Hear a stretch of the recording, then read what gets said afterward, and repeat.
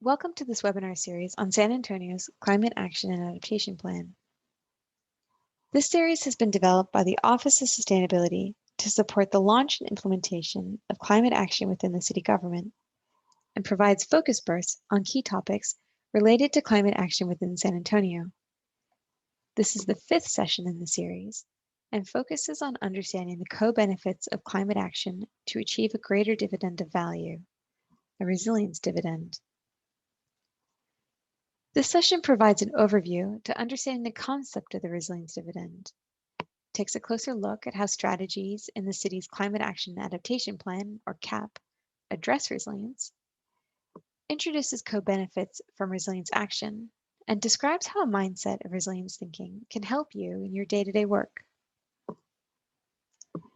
The resilience dividend is a concept described by Judith Rodin, President Emerita of the Rockefeller Foundation, to value the difference in net benefits to society from a resilience project versus business as usual.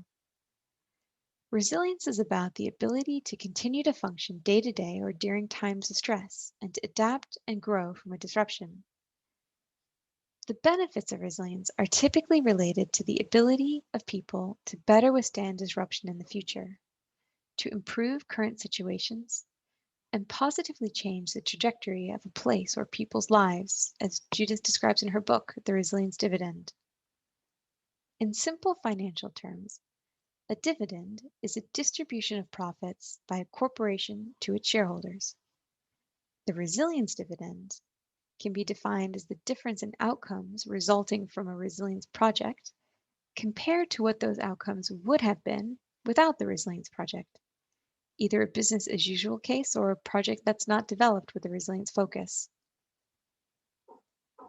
While resilience benefits often involve recovering from a particular shock or withstanding a stressor, a resilience project can have other benefits as well, such as tangible improvements to quality of life and benefits to the environment. But also, as Judith describes, intangible benefits, such as building new relationships, taking on new endeavors or initiatives, or seeking new opportunities. If resilience is about the ability to continue to function, what makes something resilient?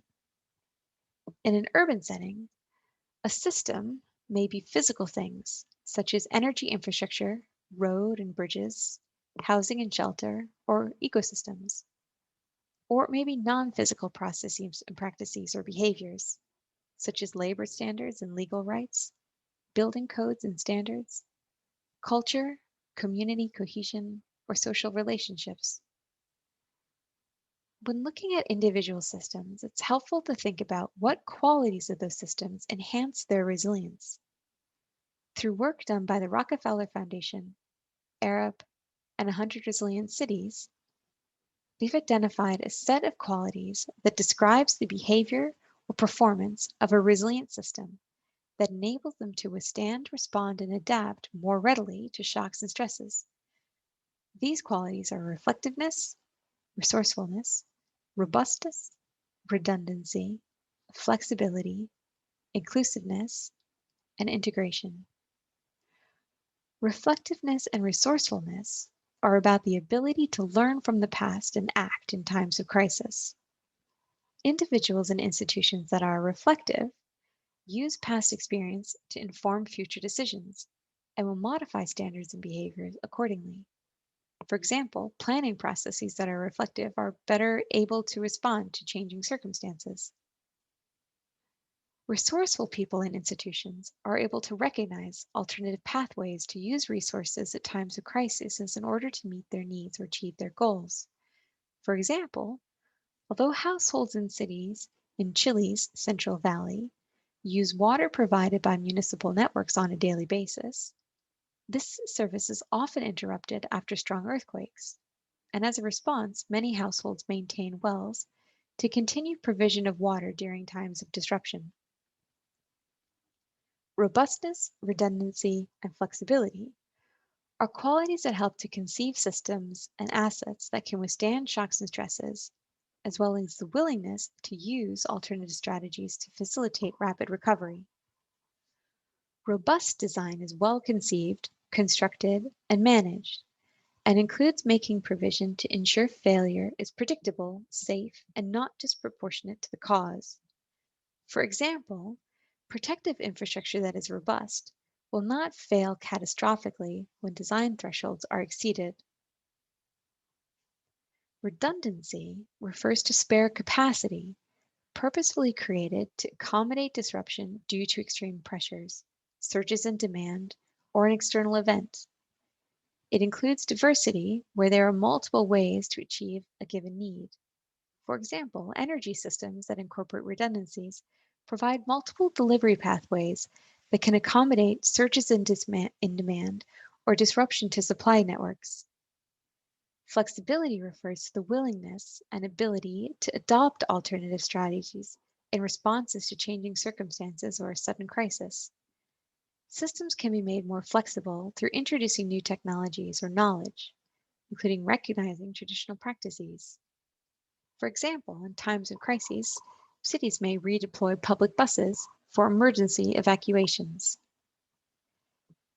Inclusive and integrated relate to the processes of good governance and effective leadership that ensure investments and actions are appropriate, address the needs of the most vulnerable, and collectively create a resilient city for everyone. Inclusive processes emphasize the need for broad consultation and many seats at the table to create a sense of shared ownership or joint vision to build city resilience. For example, early warning reached everyone at risk will enable people to protect themselves and minimize loss of life and property. Integrated processes bring together systems and institutions and can also catalyze additional benefits as resources are shared and actors are enabled to work together to achieve greater ends. For example, integrated city plans enable a city to deal with multidisciplinary issues like climate change, disaster risk reduction, or emergency response through coordination.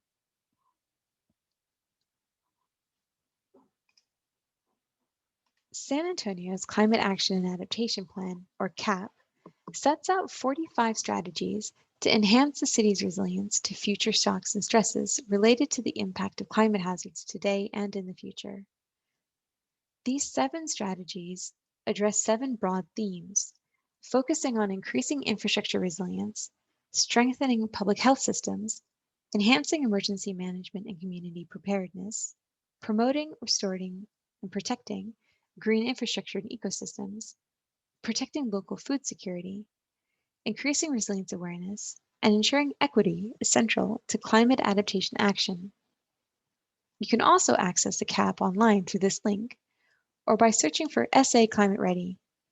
You can also access more information and resources about what the city government is doing at www.sa.com. Importantly, while the CAAP is called the Climate Action Plan, the strategies bring together a number of San Antonio's core agendas to advance other benefits to the city, including resilience, equity, climate hazard risk management. This is the Resilience Dividend. Specifically, the strategies in the CAAP target improving air quality, increasing the city's natural assets and improving biodiversity, developing quality jobs, improving health outcomes for San Antonians, and promoting increased affordability of goods and services to all San Antonio residents. Putting this in practice in the real world, the Howard WP Greenway is an example of the resilience dividend that you are all familiar with. The Greenway is a growing network of approximately 80 miles of developed multi-use and accessible trails. This ring of hike and bike trails provide immediate value to San Antonio's through opportunity for increased social cohesion, improved quality of life and public health, and preservation of native ecology. But developed in flood-prone areas across the city, the Greenway features an integrated low-impact design that includes recreational features in coordination with green infrastructure and flood mitigating plans that reduce flood risk, reduce heat stress, and capture carbon as plants grow and provide a deeper resilience dividend for San Antonians vulnerable to flooding. This session got into the concept of the resilience dividend and the broader value to the city of the CAAP beyond reducing greenhouse gas emissions and managing extreme weather events. Other sessions in the series provide more information on the city's sources and trends in greenhouse gas emissions, climate impacts the city faces today and in the future, the value of taking action, and the city's commitment to climate equity, and also talks about how city staff and departments can contribute to moving forward climate action in San Antonio. Thank you very much. For more information on this or any other session, please contact the Office of Sustainability in general through sustainability@sanantonio.gov, or you can directly contact Marie Myers, the Special Project Manager with the Office of Sustainability.